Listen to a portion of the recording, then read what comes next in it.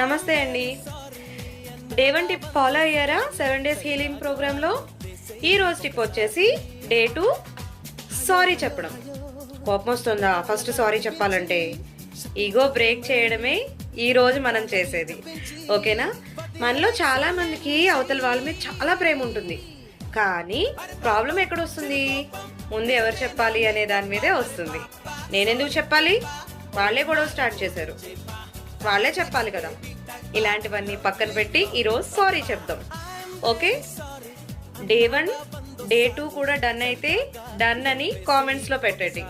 Okay, ఒకటి వినండి, sorry చెప్పడం అంటే మన బంధానికి మనం ఇంపార్టెన్స్ ఇస్తున్నట్టు, మన బంధం మనం నిలబెట్టుకుందామని ట్రై చేస్తున్నట్టు.